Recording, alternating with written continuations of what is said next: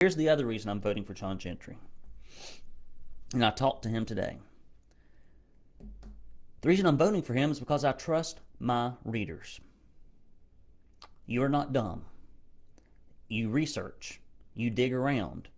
And almost everybody who sent me back, and I got hundreds and hundreds of emails. Yesterday I spent all day doing emails. Very stressful day. Everybody, I got hundreds of emails. I felt the same way. I'm so glad you said that. Howdy. It's Brandon Lewis here with the Tennessee Conservative News. We got a barn burner for you today. I'm going to have to go faster than I've ever gone to get to all the stories and to tell you who I'm voting for, what I'm voting for, and why, because so many people ask. I've got a flurry and a flood of questions on this. So I'm going to do the best I can. Listen here. I want you to watch and listen to this to the very end. If you don't watch and listen to this to the very end, you're not really going to understand why I'm coming from the direction that I'm coming from. So it's important that you tune in all the way to the end, at least of this first segment. It's going to be a little longer than it normally is. We have got stories. We've got stories about people growing a backbone in Tennessee, fighting against a lot of this nonsense. We've got stories about taxpayer abuse. We're going to talk about how I'm voting, why I'm voting that way. And if you would, leave your comments in the comments section. Tell me where you're watching from. I don't care who, like right now, I'm speaking to you and you're not typing into the comment section where you're from. That hurts us. Hurts us on the exposure of this content. So we need our conservative patriots, even if you watch this after the fact, to leave your comments. It helps the message travel further. Okay, we're going to move quick. So the first thing that I need to cover, and if you're on our newsletter list, you knew about this earlier, is who I'm voting for. And first, I want to tell you that 4 years ago, I voted for Bill Lee because he made me 10 promises. Denise, thank you for watching from Murfreesboro. We got Jason from Clark Range. Thank you. Bill Lee made me 10 promises, campaign promises, and he called them the 10 for 10. Okay? And I'm going to read those promises that Bill Lee made, and I'm going to just ask you in your mind, you keep up. If you're not a low information voter, if you subscribe to the Tennessee Conservative, I want you to tell me, did he keep his promises or did he break them? Here we go. First promise, to foster an environment where jobs continue to grow. During the pandemic, in my opinion, Bill Lee shut down small businesses through his restrictions, or he allowed runaway city or county mayors to do it, unelected health boards, etc. But the big box retailers, the big corporations got to stay open. And after the pandemic, did you know that small business closures hit 24.4% in Tennessee? Well, that's not something he's going to post on his Facebook page now, is it? Next promise, rethink public education with major vocational reforms, rural school choice, and civics education. I don't have any rural school choice. I have zero school choice, and it's highly likely that you have zero school choice. Only 350 families out of almost 1 million students in Tennessee have school choice. Academic achievement is pathetic right now. We're seeing some of the largest learning losses because of the cowardice of the GOP in getting people out of schools, kids out of schools that weren't even at risk.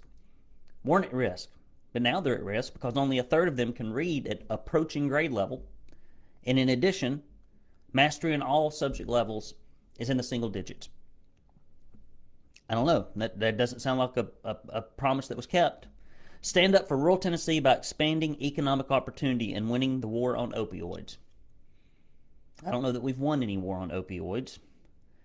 Other than a lot of corporate welfare, which got Lee a D from the Cato Institute for his billion-dollar giveaways to woke millionaires and billionaires, which the legislature went along with, I've only seen those types of investments in rural areas. Maybe I'm wrong.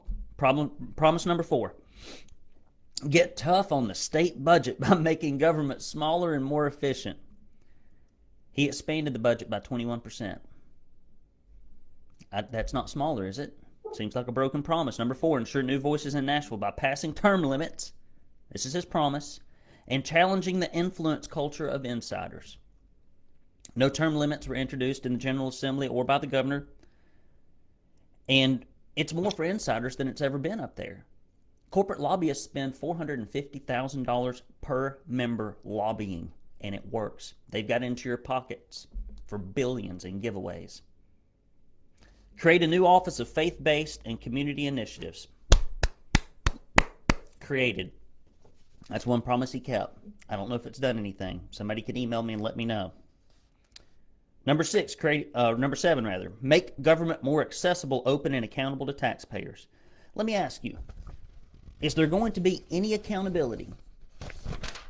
Is there going to be any accountability for all these millions and billions that have been given to woke corporations at your expense?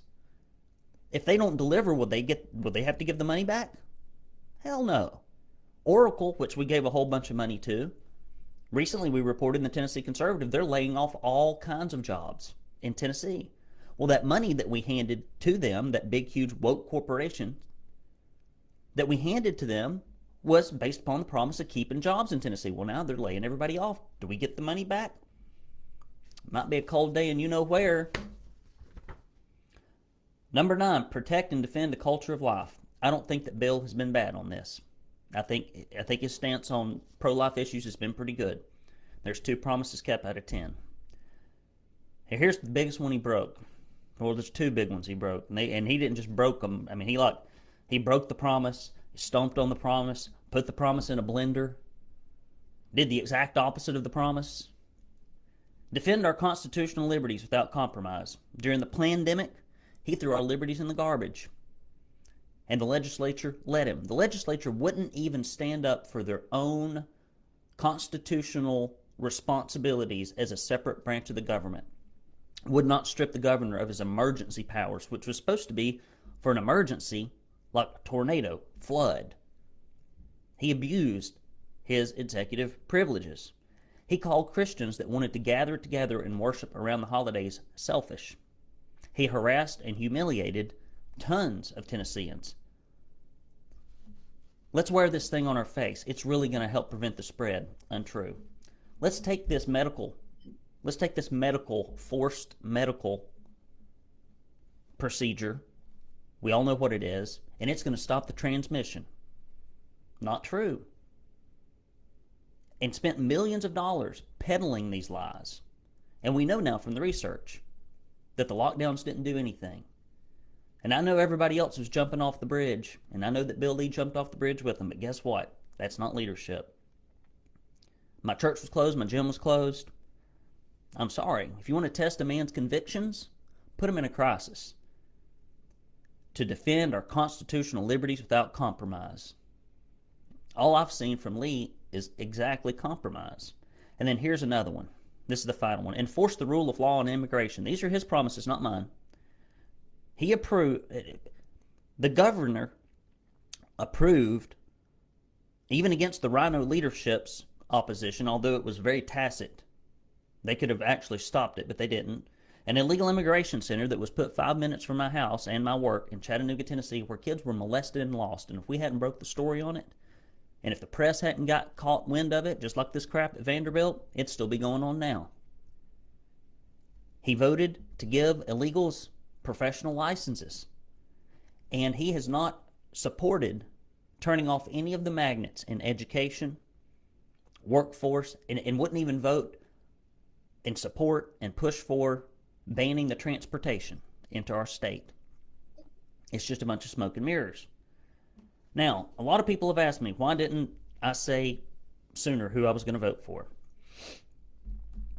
And last night and the night before, I listened to a podcast put on by my church. I was out of town in North Carolina. And this popped out to me. The fear of man is a snare, but the fear of the Lord is the beginning of wisdom. And this was a moral failing of mine because I was afraid. I was afraid we would lose subscribers if I told you the truth. It's true. I'm sorry. But these fears were unfounded because when I sent out my email, about 95% of the replies I got back were with me. And we got very few unsubscribes. The other thing I worried about is loss of respect from legislators that I respect. I mean, there's some really big freedom fighters out there. And there's this whole thought of you got to vote Republican no matter what, even if somebody lies to you about what they're going to do. And even if they go put the car in reverse, you got to just go do it. If that loses me respect, it loses me respect. And you know, when I'm 60 or 70, I might want to run for office. That's a long way off. And I worry about people like Scott Golden and his group of people that disqualify conservatives from running for office for really very arbitrary, and apparently it's a moving goalpost. If you don't walk in lockstep, these Republican groups trying to censor speech, people that are just basically saying these Republicans do not vote the party platform. They say one thing, they do another. I just told you all the promises Bill Lee made. He made 10. You make your decision. So another reason that I delayed on telling you this, you know how sometimes something isn't real until you're about to make the decision? And I kept thinking, I got to go in a room and fill out an oval for this man who shuttered so many small businesses, who harmed our children with his lack of courage. And just, not even lack of courage. You make a promise, you just do it. I couldn't do it. So, and there's also the experts conundrum I had. I have ran political campaigns at a high level. And I'm going to get back into it. I'm going to put together a candidate training and a coaching program to try to get some more conservatives in the legislature. And so when I look at candidates, I overthink it because I'm like, well, can they win? Well, sometimes it's not about if they can win. It's about whether or not it's the right thing to do. Kevin's checking in from Hendersonville, or Lisa's checking in from Hendersonville. We got Kevin in Fayette County. So here are some of the arguments that I have received, some pushback. And I'm going to tell you who I'm going to vote for. They say, well, a vote for an independent's the same as a vote for a Democrat. I disagree. And here's why. If Republicans know that no matter how much they lie on the campaign trail, that you will ultimately vote for them in the general no matter what is to keep them from being a Democrat themselves? Nothing. If they are not fearful that enough dissatisfied Republicans won't peel off and vote for an independent, and they might lose to a Democrat, there's no incentive for them to actually be conservative. And that's why I think it is perfectly acceptable and healthy to establish a pattern of conservatives voting for independents when Republicans act like Democrats. I do. I know it. I know when politicians are afraid they'll lose, they change their behavior.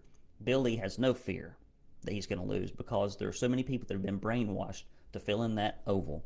And like one of our subscribers said, a lot of these R's are just D's in drag. And I think that's what Bill Lee is. Another argument that I received from somebody that I respect a lot, I'm not going to mention her name, is that it will hurt down ballot turnout. And it might. But I can't violate my conscience because it might take a vote or two from a state rep that's a Republican, that even if they're conservative, I can't do it. Cannot do it. I feel like I'm doing something morally wrong to vote for the man. Now, and people say, well, what if we get a Democrat? I'll be honest with you. I'm going to say something very controversial here. If we had a Democrat in the governor's office, would they screw a bunch of stuff up through the state agencies? Yeah.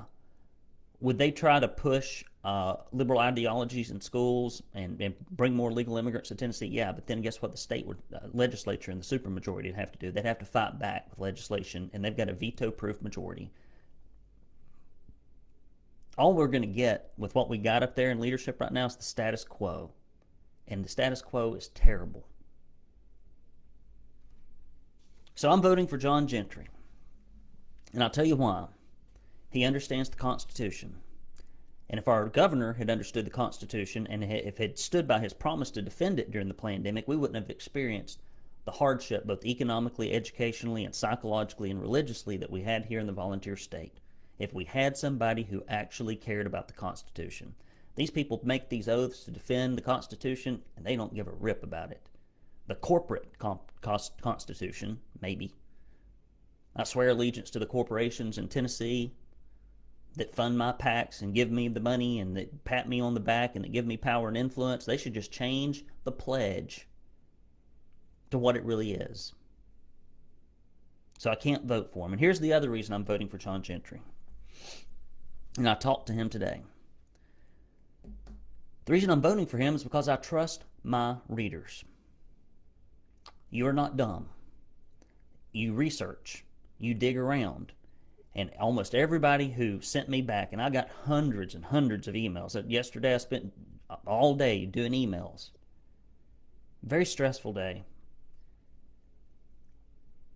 Everybody, I got hundreds of emails. I felt the same way. I'm so glad you said this. And I got a little bit of negative feedback. My favorite one was, "You're not going to beat Bill Lee, asswipe." I'm like, well, that's not. I don't think we will, and that's not the point necessarily.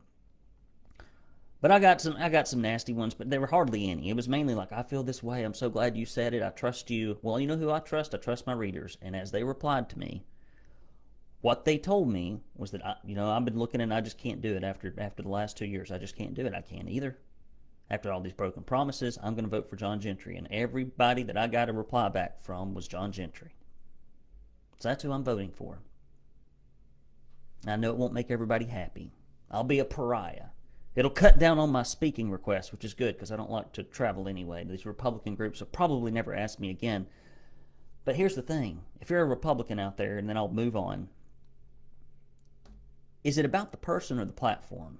Is it about the politician or the principles? To me, it's about the principle. And our Republican Party in Tennessee has gotten so far afield from the principles of what it is to be a Republican. It's getting to the point in many cases you can't vote for the Republican because they're not conservative at all. And we're the Tennessee conservative. We are not the Tennessee Republican. So that's what I got. Now on the amendments, we're about to get into the news. On the amendments, I am voting no on the governor taking a vacation.